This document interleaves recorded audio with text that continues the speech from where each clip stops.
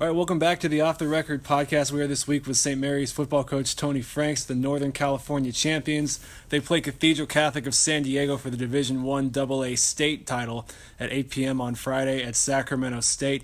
Tony, thanks for joining us. I know Friday night was exhilarating for you guys, but there also seemed to be some relief after that win. Probably one of the oddest nights of high school football I've ever seen. What was just your stress level like during, especially the second half of that game? Yeah, well, Thomas, thank you for being here, and we appreciate what you do, and we appreciate you thinking of us. And yes, it was that was a tough night of football. We made things real hard on ourselves and played in kind of an uncharacteristic way for especially early on in that game. Dug quite a few holes for ourselves, but I was proud of our kids. You know, they kept battling and they persisted and overcame a whole slew of adversity and we found a way to be ahead at halftime by 8 points, and we felt like if we could just go out and win the second half somehow, that we could keep playing, and that's what we did, and so here we are. Dusty Frampton had a career-high 349 rushing yards, but the even more impressive number to me is a career-high 37 carries, and that got me to thinking, This time of year especially, what do you think is the most painful position? Is it that running back who's taking that contact, or is it the lineman just to kind of grind to that? Who's the most sore this time of year? Well, I probably the running back. That he's getting tackled every play, and sometimes stood up and hit and taking some body shots in places that maybe aren't protected with pads and so on. Linemen have contact every day, or every play as well. But a lot of times it's with their hands, and a lot of times we'd be pass blocking and kind of working guys off with our hands and using our shoulder pads and that sort of thing. So, but I tell you what, I think everybody's kind of beat up and sore at this point. I'm not sure that anybody's immune from, including the coaches. I don't think anybody's immune from being a little bit sore and fatigued and tired. But you balance that with a little bit of adrenaline and some excitement about having an opportunity to be in a situation like this, and it'll all be over by the end of the week. So. You mentioned coaches being tired and sore and that kind of thing. The other football team alive who we cover is Amador up in Sutter Creek. And I was speaking to their coach, Bill Baker, earlier, and he's kind of sniffed and he got on the phone. He said, I've been fighting this cold for a month and a half, sleeping 4 hours a night. Yeah. What is the grind duty once you get to this part of the, we're approaching Christmas here. Is it the kind of thing where I hear a lot of coaches and athletes too, the season ends and then you get sick because your body kind of, finally lets down? Yeah, that's what happens with me. And Dave Tipton's the same way. When we're in the mode, when we're in this mode, we're fine. We really are. And, we do a few things each week that kind of are enjoyable.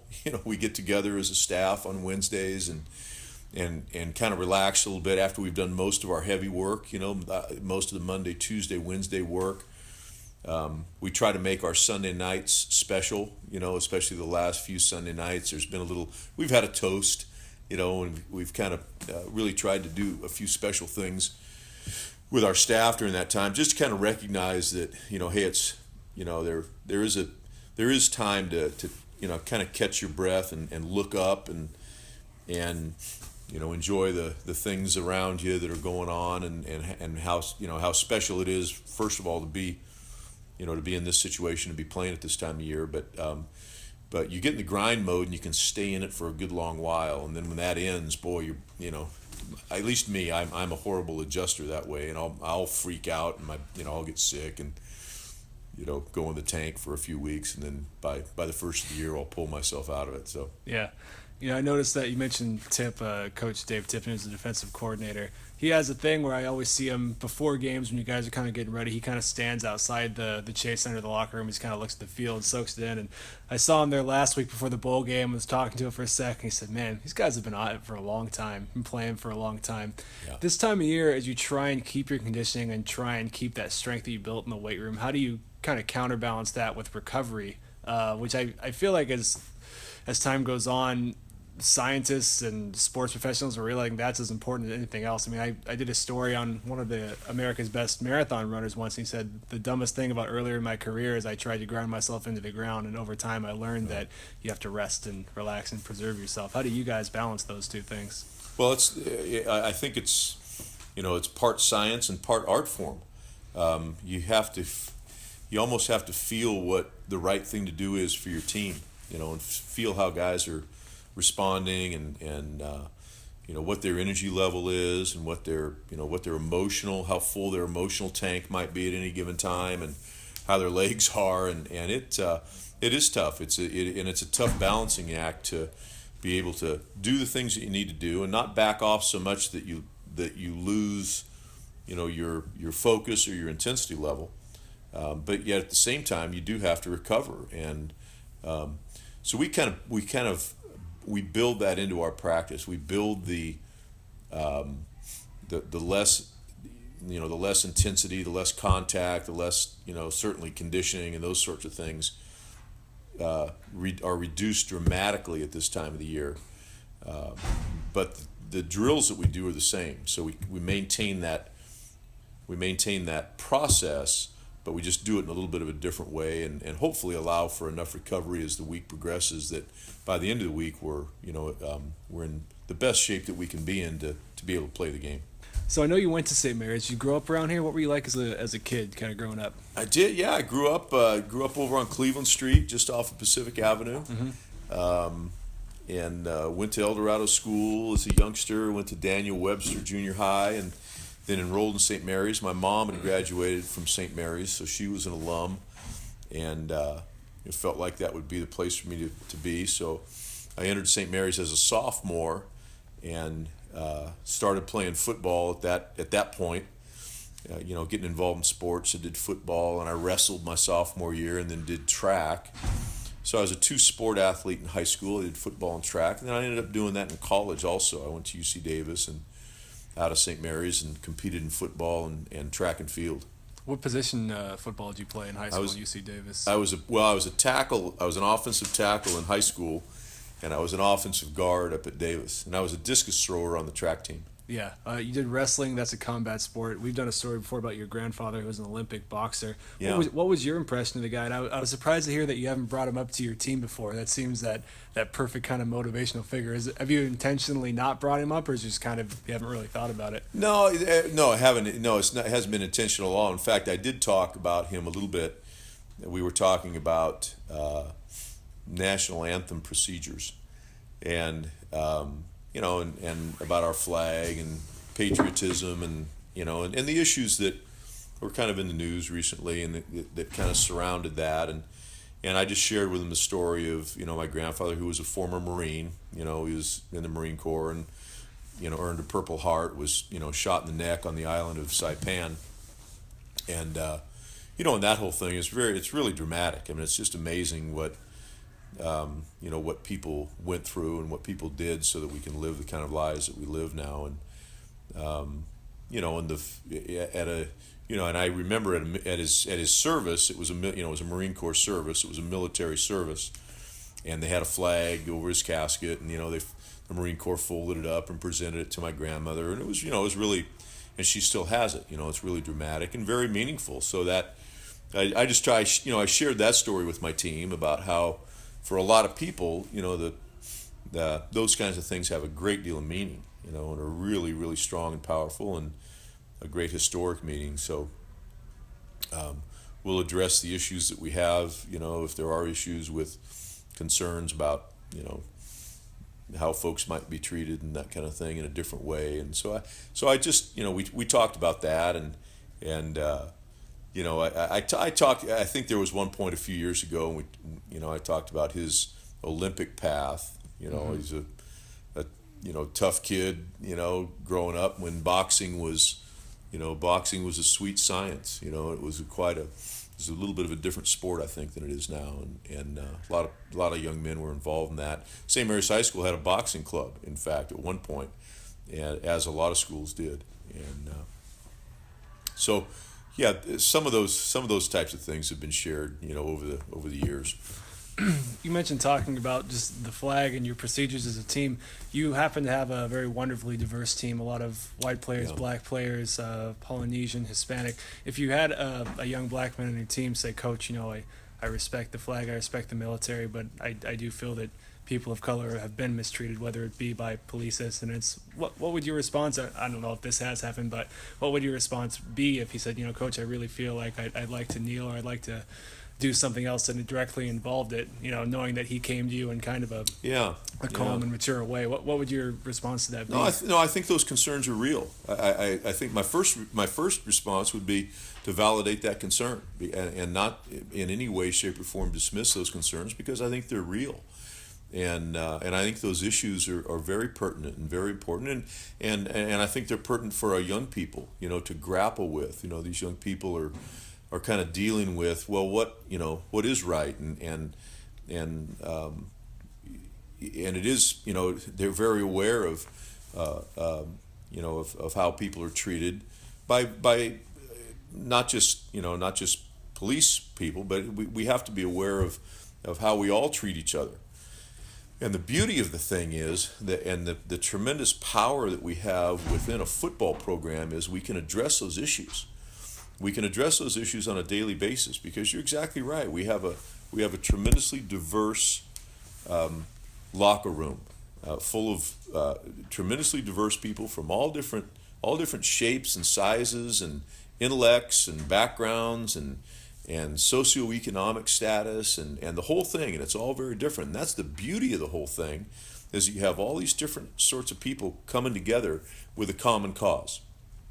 And so you can talk about the common cause, and you can talk about how, even though there's differences amongst people, there's certain treatment, and the way that we treat, the way that we act towards one another, the language that we use when we interact with each other, how positive we can be with each other when something maybe doesn't go our way, or we're upset with someone, how to deal with those kinds of things. And then if someone feels they've been mistreated, and that happens also, in a number of different ways. There have been, there could be a time when someone feels that there has been some mistreatment, and you have to go back and work through that whole process and help people understand that we do have to treat each other. We have to treat each other with a great deal of compassion and respect and empathy at times, and be as positive as we can possibly be with each other, and at the same time understand that we're different. We come from different backgrounds, and we have different beliefs and value systems at times, and but that's the beauty of the football locker room. There's some common cause there, and we can really help people come together, I think, and be better than society in general. Because we have the ability we have the glue that bonds people together. In the things that we do. That story that we ran about your grandfather by Mark Tennis had mentioned that when you were a kid, at some point in your childhood, your parents divorced. As a coach, there's a lot of, not necessarily father figure type things you do, but there is like that family bond you have with some of your players. How did that impact you when you were younger? How did you think it's changed you to this day? Well, I never really, it was never really a factor. I had a very loving family. I felt very secure. I felt very, very loved and cared for. My grandparents were an integral part of my upbringing, and and they were tremendous, and they had great friends, and so. We had a nice network of friends in the Stockton community, and I had friends in school, and I didn't want for a thing. There wasn't a thing that I felt like I missed. There wasn't anything that I felt like, gee, I wish I could do this different, or I wish this was different, or anything. It was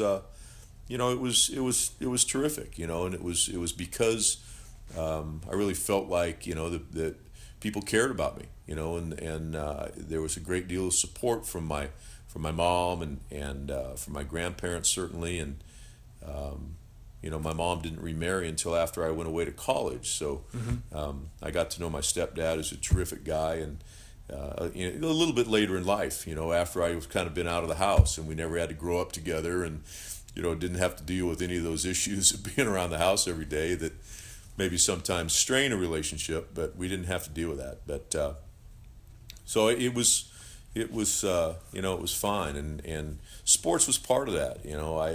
I got involved. I got involved in sports. When I entered high school, I played a little bit of little league baseball in those days, and Had fun playing with the neighborhood kids. That's, in the 70s, that's kind of what you did. You were good going to the park and, playing with the neighborhood kids and doing that kind of stuff. And, that's what we did in Stockton. It was a great time, and made a lot of tremendous friends that I still have today, in the Stockton community.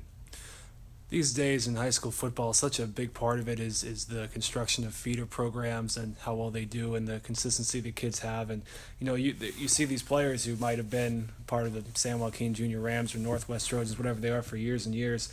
I, as a reporter, maybe a year or two ago, could have said St. Mary's in 2016, man, they're going to be special. How far ahead of time do you guys know when you're going to have a team like this year, that, hey, this team might be not necessarily a state champion, but this could be a special team? Do you know a few years ago, seeing the 8th grade Rams are this good or these freshmen are this good? At what point as a coaching staff do you kind of have that on your radar? Well, a few years in advance when you get you clearly know when you have an incoming freshman class that is pretty talented. You don't know because there's so much growth and development that occurs, with a young person this age.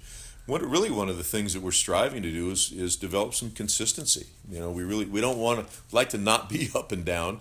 We'd like to have consistency and be able to maintain the program at certainly at the highest level that we can, with all the young men that come through our program, over the years. And it's good to think, well, we have to be good, but and that there's an excellent group that's this class or that class, but so many factors have to come together, for a magical run like this year.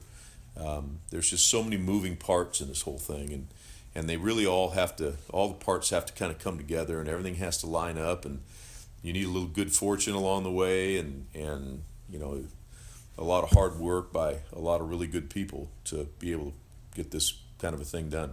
You've got some entertaining personalities on your team. I've been standing there before and just heard some of the linemen saying the things that are meant to be funny but just intense, and let's dismantle our opponent in this cartoonishly gory way. Who are some of the kids that crack you up on this team, and why? Well, there are some real personalities. I think Cole Norgard might lead the pack in this in the craziness, department. Some of the things that he says and does are really, really out there. But we have a number of guys. There's really quite a few guys. Dewey's got a tremendous personality, and David Ford brings his unique perspective to things. Particularly on the defensive side, and you throw in guys like, you talked about our linemen. What a group! You throw in guys like Popo and Mike Prefling and Jarrett Carl, who's Jarrett Carl's such an interesting young man. He really is. He's so bright, and he works so hard in school, and is such a tough football player, and very quiet. He's kind of a silent leader for us. But when he says something, people listen, and I certainly do. I think he's gotten the respect of our coaching staff and our team. A couple of years ago, the U.S. Postal Service put out these stamps that depicted kids, I think, running and skipping and riding their bike and climbing trees. And I don't know what agency or letter writing group it was, but a group of people complained because it displayed kids doing dangerous activities like skipping and God knows what else. Wow. In the age where that kind of thing is considered dangerous for kids, how do you guys balance actually giving a sports team proper discipline with keeping kids and even parents to some extent on your side? Because it seems to be an age where it's just as sensitive as ever. I mean, I think it's good that we all move past corporal punishment in schools, but at some point it's almost like the other direction now. Well, Thomas, I think the game is safer than it's ever been. I think the game of football, some of these things that have come out with, concerns over concussions and, the technology that's gone into equipment development and that sort of thing now has been terrific. With concussion protocols and those sorts of things now are as good as they've ever been, and they're developing a nice broad base and some consistency in how to deal with that stuff, and the awareness of those things has been tremendous. A little bit of subtle changes in the techniques and so on have really helped. So I think the game is safe, and but this game is young men need. There's young men that need this sport. It fills such an important role in the lives of these young guys. I mean, you have these young men whose, bodies are kind of coming together, and they're full of emotionality and wonderment, and sometimes a little bit of anxiety and some other different emotions that come through, and they get a chance to go out and take on an opponent, in a physical way. And it's very demanding. There's a lot of physical demands. There's a tremendous amount of emotional demands. And when you're able to participate in that, when you're able to endure it, and you're able to harden yourself to that process, I think it's a very important developmental step for a lot of these young guys. They'll emerge knowing that they've done something. They'll emerge with a level of physical and mental toughness that will get them through other tough times in their lives. Everyone has to go through periods of times in their lives that present them with challenges and require some toughness, and both mental and physical toughness. Learning how to work, learning how to go out and physically work, and endure and set goals and achieve those goals, and be physically hardened by that process, and be mentally and emotionally hardened by the process of that work and the demands of that something like the sport of football puts on them. I think it's a real, just a great and very important developmental step for a lot of these young men that participate in this thing. For sports reporters like myself, specifically high school, sometimes the toughest part of the job can be parents. Now, there's some wonderful ones, some letters and cards and things have been said to me along the way, but I imagine that's one thing that coaches and reporters might have in common, at least at the high school level. What kind of role have parents played in your experience here, and when you've dealt with the negative side? And again, there are plenty of wonderful parents. How do you deal with someone who might rant and rave about their kid not playing enough or getting the ball enough or God knows what? Sure. Well, it's hard to be a parent, and I think one of the great benefits we have in that area is almost our entire staff has parented high school athletes, and so not only are they great coaches, they're fathers of kids that went through high school athletic programs, and we've all made our share of mistakes. I certainly did. And I freely admit that. I wish I knew 15 years ago what I know now about parenting a high school athlete and how to respond when things don't necessarily go your way. But parents love their kids, and the reactions that parents have that can be perceived as negative are really just parents. The emotionality of the situation with a parent who cares a great deal for their child and doesn't want to see their child suffer, and doesn't want to see their child have difficulty, and doesn't want to see their child upset. We all want to protect our kids and shield them from difficulty and pain. But on the other side of that coin, so no parent would encourage bringing pain upon their child. But sometimes going through those difficulties and experience some of those upset moments, or some of the challenges that go along with maybe not playing as much as you think you should, or other challenges that come into this thing along the way. Once I think everybody realizes that it is an important developmental process for everyone, and we have to allow these young people to go through that and learn how to handle it themselves. And so we work with our parents and try to encourage our parents to allow the kids to do that. Mm-hmm. And occasionally they have to be reminded that we want to allow the young people to deal with their own problems, address issues, learn how to deal with adults, learn how to talk to a position coach that, about a concern or an issue that they might have, or that they're having.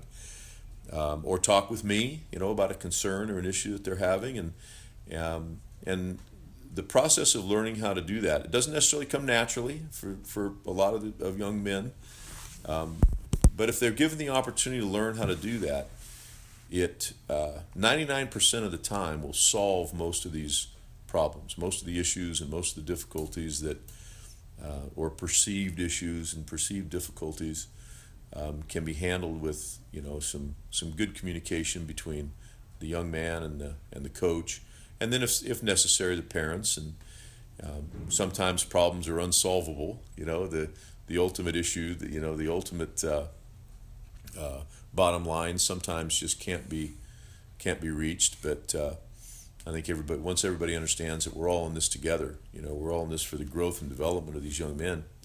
And that's the lead goal. We're educators, before anything else, and it's more about growth and development and education than anything else, really. You got your first stint here was in 1984, so you're in your late 20s at the time? Yeah, I was 26 when I was hired here in 1984. What would you tell 26-year-old Tony that you know now? Oh boy, woo-wee.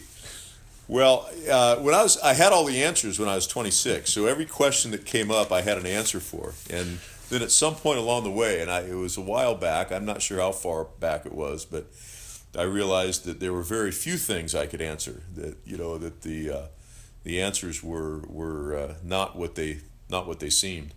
But that's the great thing about doing it for a while. There's just some things where experience is irreplaceable, where you just can't be the same person without having gone through seasons of football and seeing the things that you see and facing the different things that you have, whether it's staffing issues, and I've had my share, and I've learned a tremendous amount in just working through those kinds of things, and issues with a team, and with various teams over the years, and the things that come up. You just learn how to deal with those things, and hopefully what that does is that those experiences guide you into making what most of the time are reasonable and fair decisions when you have to make a decision about something, and make the call. Hopefully it's the right call. Hopefully the wisdom that you might have attained over the years will benefit you in some way. You were at St. Mary's until 1986. After that, then you went for quite a while to Santa Clara and then UC Davis, your alma mater, as a college assistant and recruiter. During those years, at any point in those years, was your career goal to be a college head coach? Did that opportunity ever come up? Was there any disappointment there not getting able to do that? What was your mindset about just your kind of career end goal or path at the time as you were working your way in those colleges? Yeah, at that point, I think one of the reasons I came back to St. Mary's was it presented an opportunity to be a head coach, and I think, and I felt like that was my calling.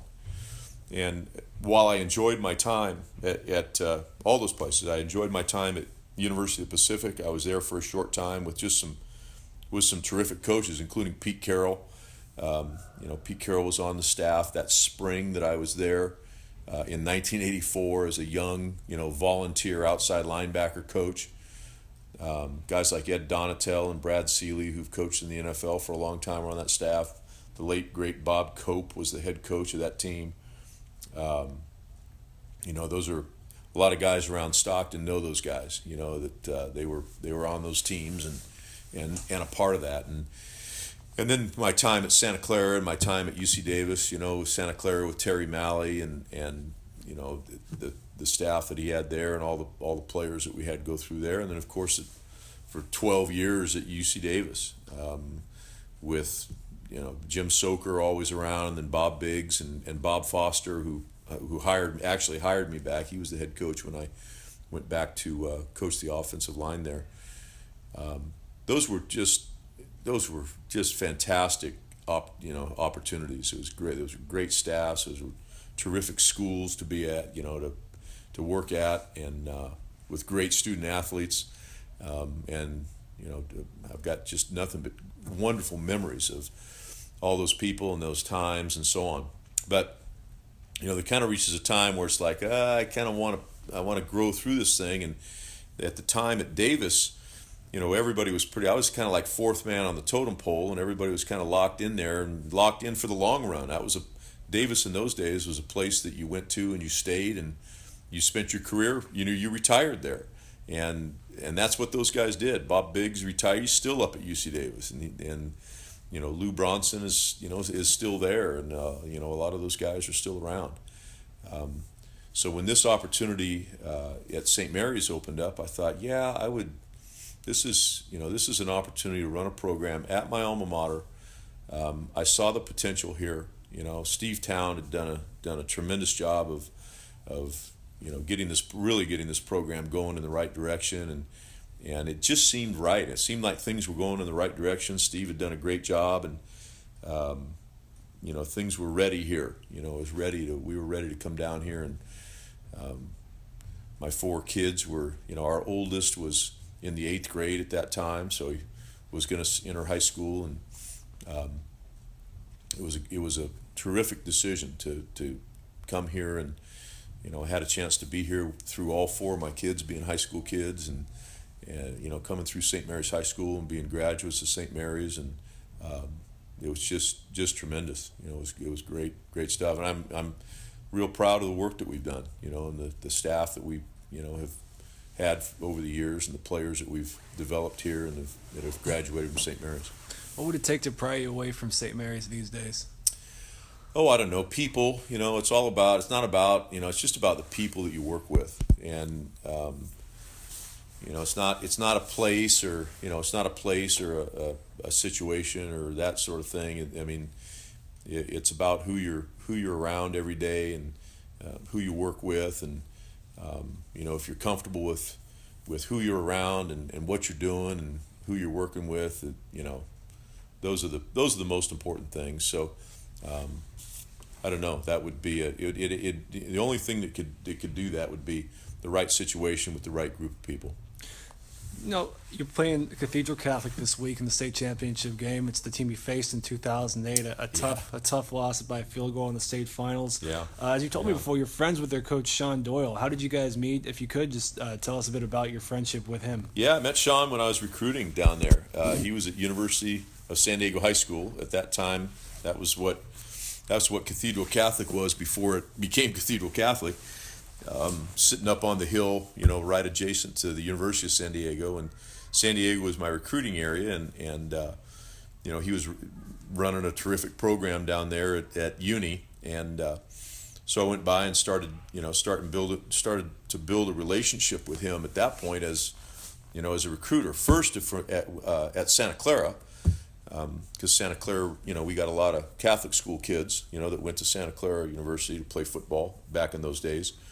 And then when I left Santa Clara and went to Davis, it was kind of a natural just to kind of continue that relationship and continue what we're doing.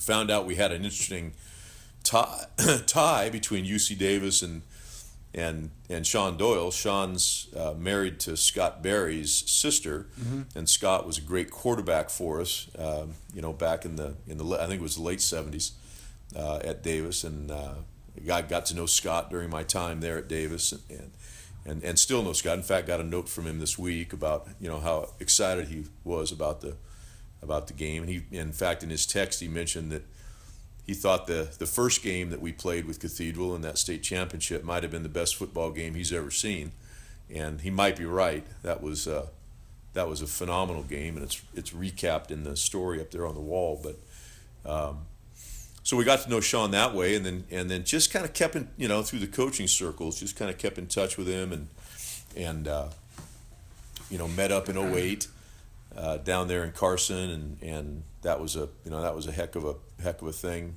at that time. That was kind of new. The state championship thing might only been 3 or 4 years old at that point. It was kind of a new thing, and so that was neat. And then I've talked to him. I talked to him on the phone a couple of times during the off season, trying to get a game with him. We'd like to play him in the regular season. We were excited to be able to find a Southern California opponent. So we felt like Cathedral Catholic would be a good one, and so we talked on the phone about that, and those kinds of things. So yeah, that game I'm sure was heartbreaking to lose to anyone. Is it easier or harder to lose to a friend in that situation? Well, it's funny you mentioned that. We were talking about that, and we were kind of glad we were matched up in this game, because of the familiarity. And when you have a situation like this where you have two guys that, two head coaches that know one another, and two programs that I think have a tremendous amount of respect for one another, and are very familiar to each other. We feel like we are pretty familiar with what Cathedral Catholic's all about and what they're doing, and that whole thing. And so I think it just produces what you're looking for. It's a great environment for high school athletics, and some great things can come out of that. You end up finding yourself watching just a terrific game, against two pretty good teams. Now, when you look at the game specifically, I think it goes without saying that they don't have I think they have 1,000-yard rusher, but they're very good at running the football. They have a lot of different guys who can do it. Right. Without a doubt, they're going to want to keep that rolling, keep longer drives, and keep your undeniably explosive offense off the field. What is your guys' game plan to counter that, to try and keep their offense off the field? Is it to dare them to pass? What's the mentality there? No, well, our defensive staff has got to. We got to defend what they do. Dave was saying, last night that he was watching a film of one team that defended their trap play as well as the trap could possibly be defended, and they still got 4 yards on the play. They're good enough to be able to do that. So even when you defend the best things that they do really well, they still may get some yardage. They're good enough to be able to do that. So you have to be able to, you line up and you stop. You try to defend the things that they do the best. You put your players in the best position for success that you can, and build in the best scheme for what you think you're going to see, and we kind of know what we're going to see with Cathedral, and they've been doing it all year and having great success with it, and so we know what we have to do, and you got to go out and get stops defensively, capitalize on the opportunities that you get when you have the ball, offensively, and hope you don't give up disastrous plays on special teams, and maybe get a few, on your own. One of the huge difference makers in the 08 game was a kick return. We had a kick return for a touchdown in that game, and so things like that really matter. So those types of plays are huge difference makers in games like this. Let me see so far. All right. Well, one thing we like to do on here is what I like to call a lightning round. We talk about football a little bit. We'll have some non-football questions. It doesn't mean you have to answer fast. It's just kind of a name I stole from Bill Simmons. So I like it. Who's the most talented St. Mary's player you've coached in your time here? Oh boy, there's been some great ones. We have some talented ones on this team. Guys like receivers like Dewey and Keaton. We look back to guys like way back to Anthony Crosby and certainly Josh Harper. We've had talented linemen. We've had linemen that played in the NFL. John Estes, Doug Martin was a terrific high school football player and now has a great NFL career going. There've been several real just terrific players. Who's the toughest guy you've coached here? The toughest guy I've coached, Jarrett Carl. Wow, really? Mm-hmm. All 15 years since you've been back, all 3 years in the 80s. That's Jarrett the guy. Carl. Any specific instance? I don't want to necessarily. You'll have to give me the details of some gruesome Never injury. comes out. Yeah. Never comes out. He's banged up. He's a 3-year starter at this position of center, which is a battle on every single play, and I don't know that he's missed a play because of injury. Yeah. If you could handpick a current head coach in the area to succeed you someday, who would you choose? San Joaquin County. That's oh boy. God, that's a good question. Good young coach. A good young coach. Doesn't have to be young, just a current high school head guy around these parts, or. Yeah, I think. Boy, that's a good one.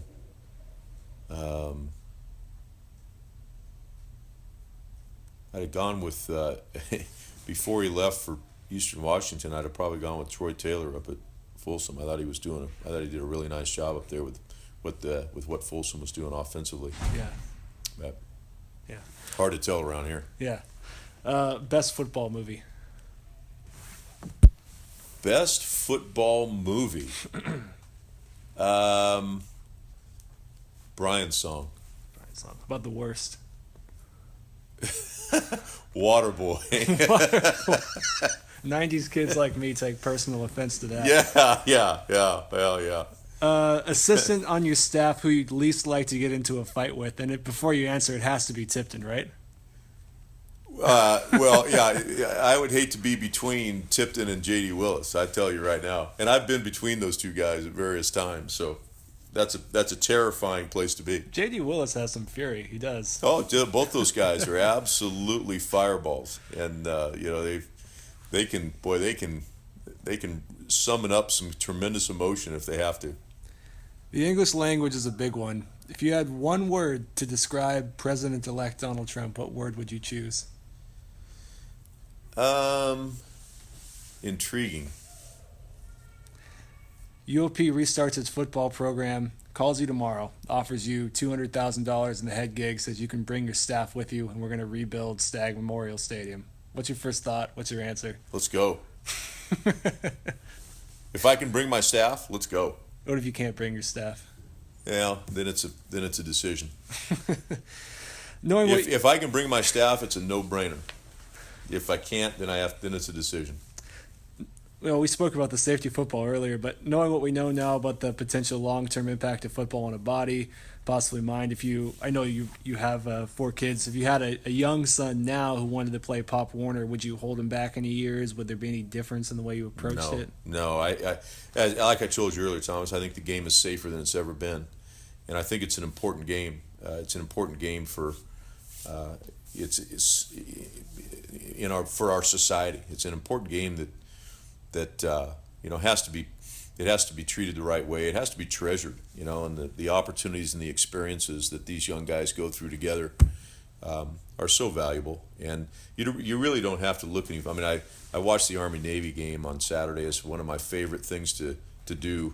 It's an absolute red letter day every year on that Saturday afternoon when that game's being played. And not only because those folks are in the service, that serving their country, but that's just such pure football, at its finest level, and that's important. That kind of stuff is a big deal, and it hopefully it brings out the best, and it brings out the best in everybody. And one team wins and one team loses, but everybody competes and everybody digs down and everybody learns how to try, their hardest, and learns how to put something that's bigger than themselves, before themselves, and all those things are so crucial, so vital.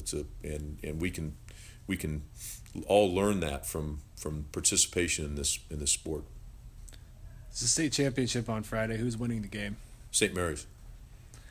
Which team do you love to beat the most, and why?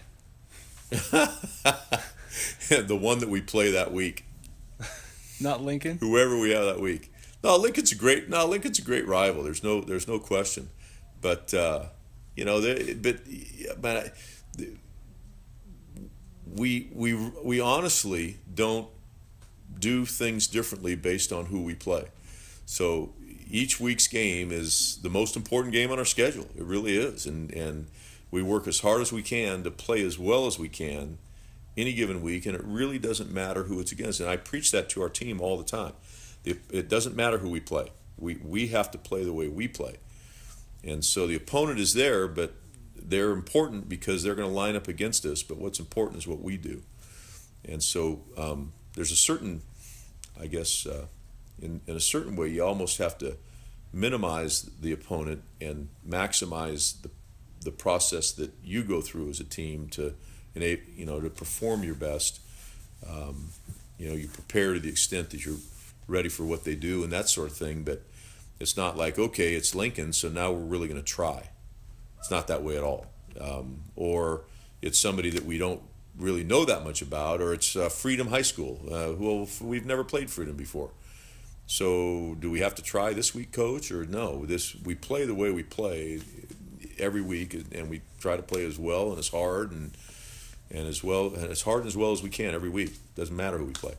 There was a stretch well before I took a job here. I think I think it was 2008, 2009 when not necessarily football, but the rivalry got ugly. There was an incident of a young man getting beat up and in and out pretty severely. Yeah. What changed? What kind of reined it in a little bit? So I haven't, at least in the last few years, doesn't seem to have be anything that's really ugly like that, more than the usual kind of smack talk that's healthy almost. Yeah, even when that off-field stuff happened, the game was still pretty pure, and there was really only 1 year that I felt like the game was tainted because of the emotion of it. And it was at their place, and I might have been, it might have been 4 years ago or something, but I really, it was just, there were way too many personal fouls and way too much nonsense, and it just wasn't right. But that's only one time out of, I don't know, 15 years now of, playing against Lincoln or playing against Stag. We had some great games against Stag as well. Also, great local team. Don does a great job over there, and the play on the field has always been really good. It's been what it's supposed to be, and sometimes the stuff off the field gets a little bit, crosses the line and becomes something that it shouldn't become. But I think for the most part over the years, the players have done a really nice job of respecting and honoring the fact that it's good high school football rivalry, and that's what it's supposed to be, and that's how we play it. My last question would be: I know this job is a grind with everything you have to do now. How many more years can you and do you want to do what you're doing for a living? I can't imagine doing anything else, really. So, and I don't feel. I feel great, and I feel like this is what I'm supposed to do. And I think as long as I feel like I'm, effective in doing it and of service to someone, then I want to keep doing it as long as someone will have me. All right, this has been Tony Franks, head coach of the St. Mary's football team. They're in the state championship game, 8 p.m. Friday at Sacramento State. Tickets, I think, $15 for adults, $10 for seniors and kids over 5, and students with their ASB card, and kids under 5 are free. Tony, thanks for joining us, man. We appreciate it. Yeah, thank you, Thomas. Appreciate you.